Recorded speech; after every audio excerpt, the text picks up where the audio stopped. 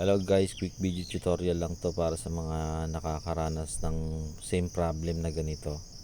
Parang may moist sa windshield. So pansinin nyo po ito pagka may kasalubong ka. So parang mahirap kang makakita kasi parang may mga moist sa labas ng salamin mo na ayaw matanggal. So basically po, mga acid rain marks lang to.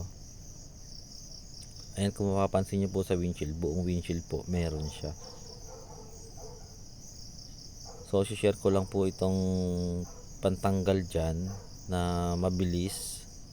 So nabili ko lang po ito sa Ace Hardware.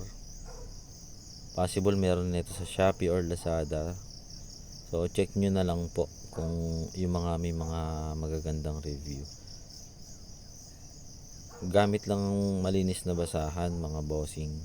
Lagyan nyo lang siya ng small amount. Huwag masyadong madami. Then i-rub nyo po siya sa windshield nyo. So para ka lang nagpupunas ng maduming salamin. Mapapansin nyo po dyan pagka pinahid nyo siya, parang meron siyang maladaanan na magaspang. So yun yung acid rain. And then pagka po wala na kayong nasasalat na yung parang napapahinto siya sa pagpunas. So yun, wala na po yung acid rain, no? So yan, di ko siya kinat kung gaano ko katagal in-apply yung acid rain remover. And then after po nyan, banlawan nyo po agad. Kasi hindi po ito pwedeng pinapatagal sa windshield.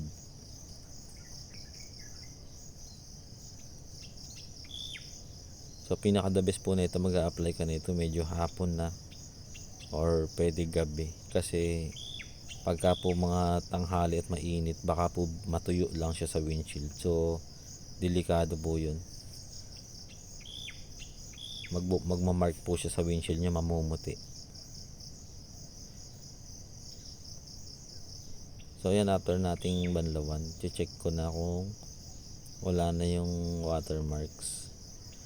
Mas maganda test drive mo siya para makikita mo yung mga natitira pa.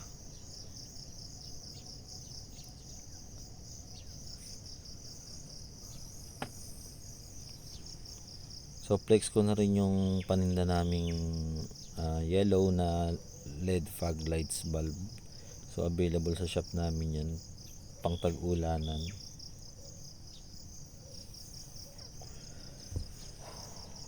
So yan, dito po mapapansin nyo, pagka nasinagan ako ng kasalubong ko, wala na po yung parang moist, no?